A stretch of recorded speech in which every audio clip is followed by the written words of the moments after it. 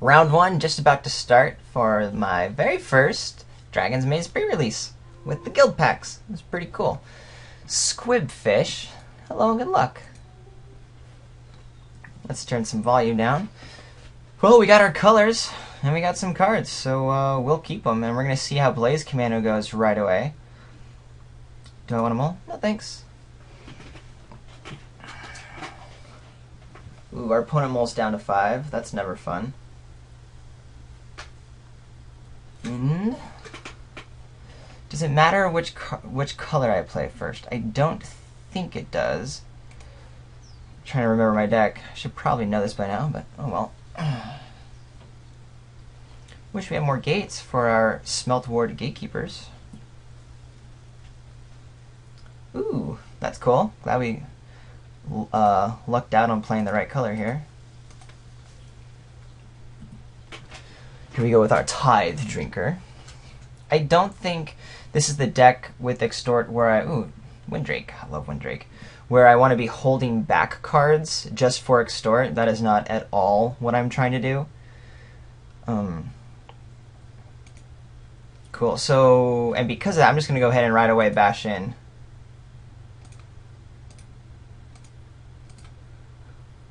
I assume there won't be... Oh, no. I guess my opponent maybe with Mulling just really wants to trade aggressively, which makes sense. But we're going to go ahead and go on the Unleash route here.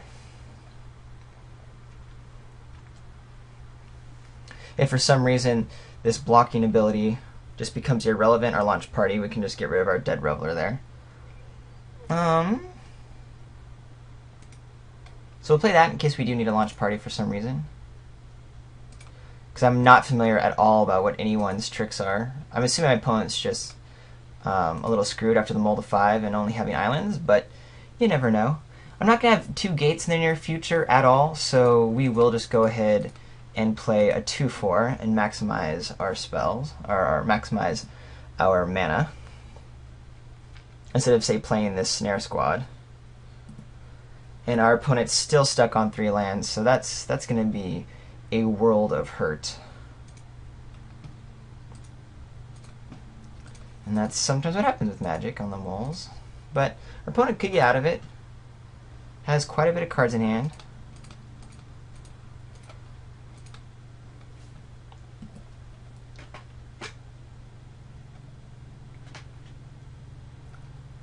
Curious to see what else comes down.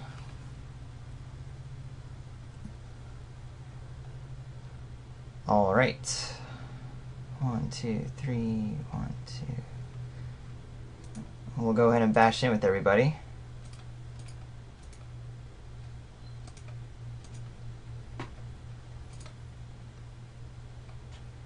I don't feel the need to show my opponent anything else. After all, launch party can mop up if anything major happens, so I'm cool for now, hanging on to my Huzzad Snare Squad. And yeah, pretty unexciting first game in the first round due to some mulling issues with my opponent. I certainly have no clue what my opponent has, and I don't know the colors well enough to make educated guesses on what blue-black might be playing, besides from the Return to Ravnica and Gatecrash packs. So I'm just going to keep, even though I'm going to be on the play again, or excuse me, on the draw again, I'm just going to keep the build the way it is. I think it's fine until I see more of my opponent's deck. I saw 1 flyer, and that's it. So let's keep it this way.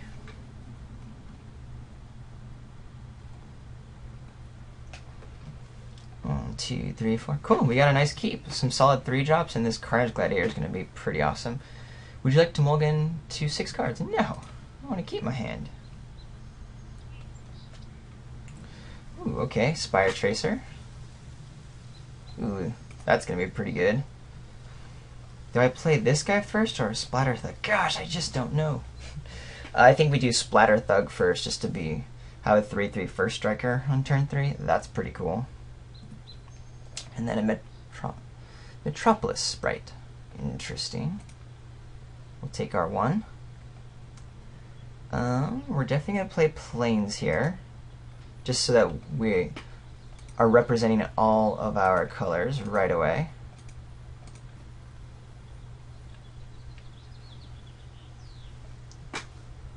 So we might be taking 3. Hopefully we'll be catching up a lot sooner.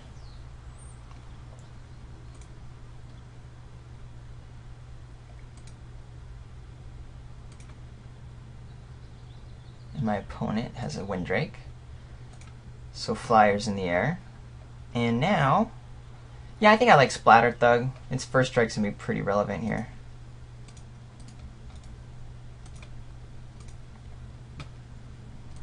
Yeah, I want to unleash it. Argument not to, because my opponent has some pressure on me and could play a creature eventually, but I can't block any of these guys anyway, so we're good. Just taking 5 points of damage a turn. Hopefully we'll be able to turn that around by adding more pressure.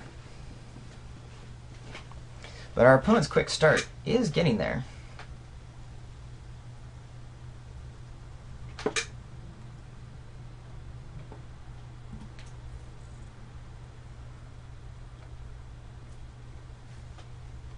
I mean, our opponent has us down to, what is that? I'm surprised. Oh, I see. Wanted to get that out.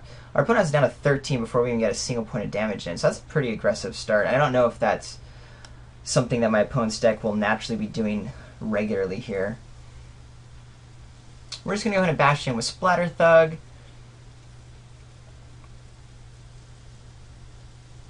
And I'm trying to decide. I guess we'll wait and see what my opponent plays. The issue is if I play a 3-drop, I want this Boros Guildgate down, so I'm not going to play my land yet. We're just going to attack in. I assume there won't be any blocks here.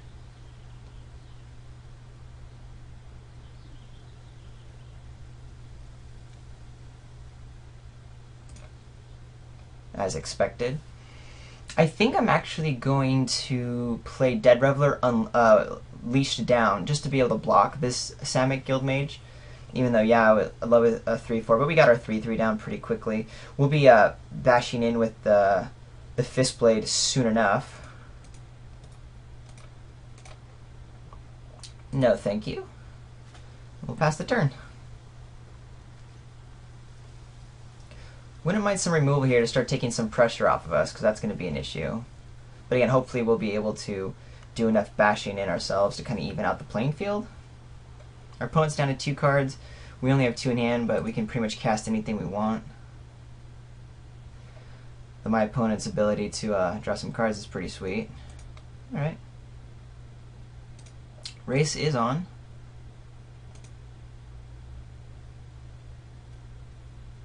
Ooh, and that's going to greatly affect the race.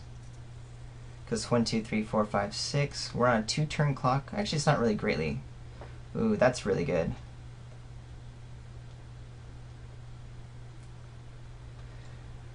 Yeah, so we're bringing down our Firemane Avenger. No doubt about it. We need that just to start blocking in the air and everywhere. If nothing else, it should trade with something my opponent may or may not have. Now we'll go here. We will attack with just our Splatter Thug.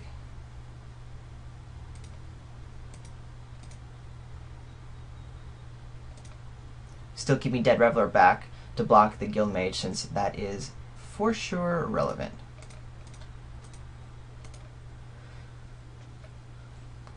Alright.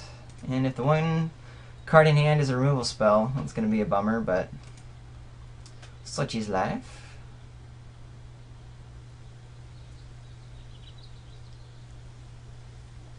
I'm trying to decide who do I end up blocking, if anyone, considering next turn I'll just be gaining 3 life.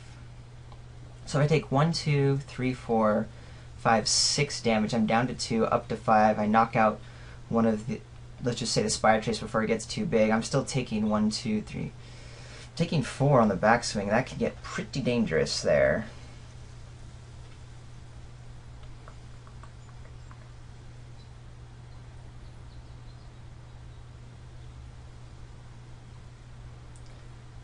Don't know what my opponent's doing, but I'm definitely going to have to block. Well, actually, I'm really glad that that just happened, because now my opponent's tapped out, and I can safely block with anything my opponent plays. Okay, I'm getting a little bit flooded here.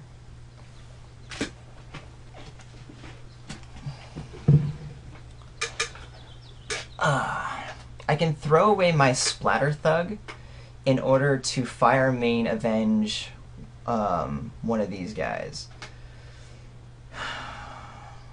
Because what I'm thinking about doing right now is playing the Viashino Fistblade, attacking with it. That will trade for anything, as well as I will get my Battalion trigger on. But do I die on the backswing? 1, 2.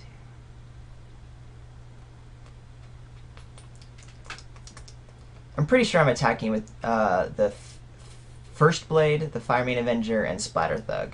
I will take out the Spire Tracer because it'll be a 3/3, the biggest initially. And then I'll be up to 8, 9, 10, 11. Splatter Thug's probably just going to be eaten by Golgari Longlegs. And then the Fist Blade may or may not be traded off.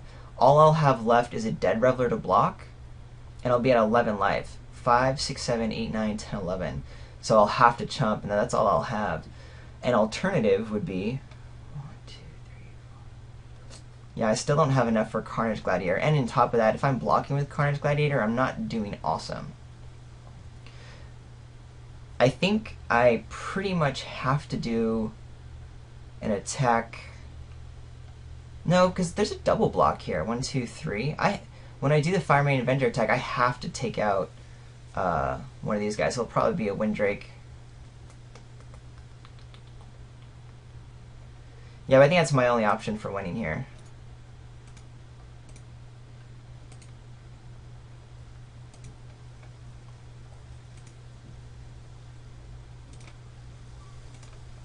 Because I just have to clear these guys gone.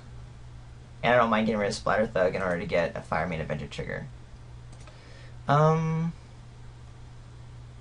If my opponent has a pump for Metropolis Sprite, then this gets better, but I'm assuming that's not the case, so we're just going to go ahead and take out the Drake here.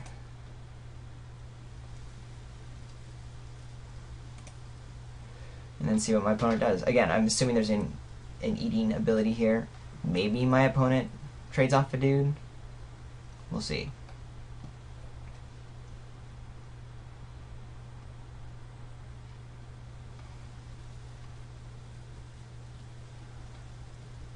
Yep, that's the good block. What else are you going to block with? It does put my opponent in a tough spot if my opponent doesn't trade with the Fistblade, because I will be having another Lightning Helix next turn. And now my opponent's down to 7. So this race really is on. I think my opponent knows that I have to be blocking. 5, 6, 7, 8, 9, 10, 11, 12. That's if my opponent bashes everything, and I do have a blocker.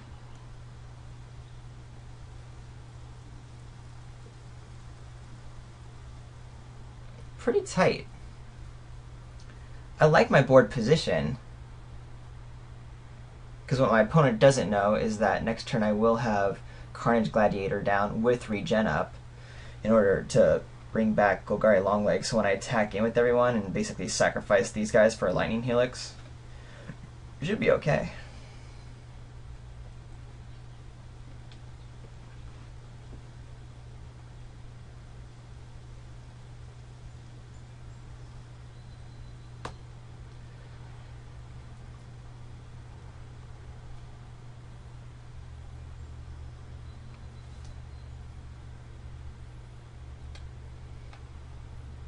Not too sure what my opponent's thinking about. My opponent can, if my opponent doesn't feel like the win is graspable, my opponent can start removing some counters, drawing some cards. I know it takes a little bit of mana up, but do this, you're going to have 4, one of any color. You should be able to play mostly what you draw. But this is interesting. Very interesting. I'm still keeping my line. If I whiff on my draw, I at least have Carnage Gladiator to drop down with regen up. Should hopefully keep me alive, especially with this Fire Main Avenger doing some life gain ability. The question is, I mean, if I just do it, if I just do the my Fire Main Avenger to the face, then I mean, my opponent's down to 1. Okay, so my opponent wants to chip away. That makes sense. Keeping the blocks up. I assume that means my opponent doesn't have much. Let's see. He's going to draw a card. Oh no. Force walk, protection from green. So that won't really matter a whole lot, except for now there's another threat on the board. We whiffed a little bit. So 1, 2, 3, 4, 1, 2, 3. So if I attack with everyone, my opponent gets to eat one of my dudes. But in doing so, I can kill Golgari Longlegs, and my opponent can either trade or take stuff. But what's on the swing back? Let's just say Golgari Longlegs is gone. I'm taking 3, 4, 5, 6, 7, 8, 9, 10, 11, 8, and I'm only going to be up to 11. I think what I do is I kill the Spire Tracer. I attack him with everyone. Again, Golgari Longlegs is going to be eating one of my guys, and then I have my dude back with regen to be taking 3, 4, 5, 6, 7, 8 damage from my block, but I'll be up to 11 at that point. And conceivably, my opponent's either traded off or has taken 5 points of damage. Yep. That's the game plan. Pretty tight. And it does require my opponent to top deck some kind of spell. Man, I wish I could go to the face, but alas, we gotta take out some of this unblockable business. Alrighty.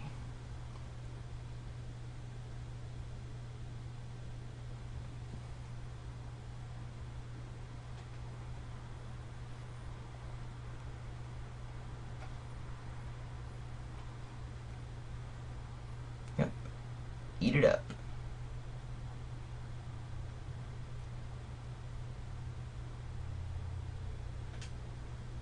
If I were my opponent, I would be getting rid of this Fist Blade with the trade, even though I know my opponent wants to swing back. But keeping me off my battalion is kind of key.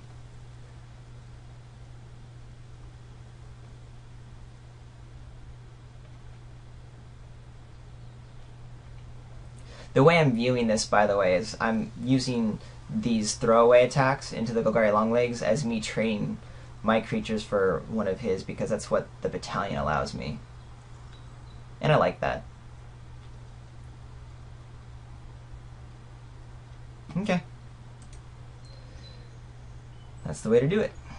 And we'll go 1, 2. I gotta make sure I have one of these guys up. 1, 2, 3, 4.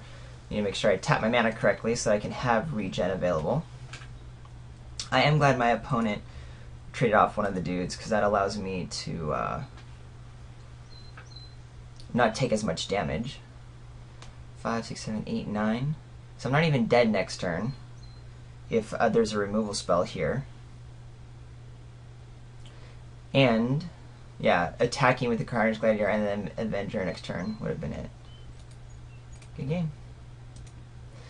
Well, that was pretty fun. That was my very first Dragon's Maze sealed ability. We'll head into round 2 here once everyone kind of finishes up and see some more of these cards.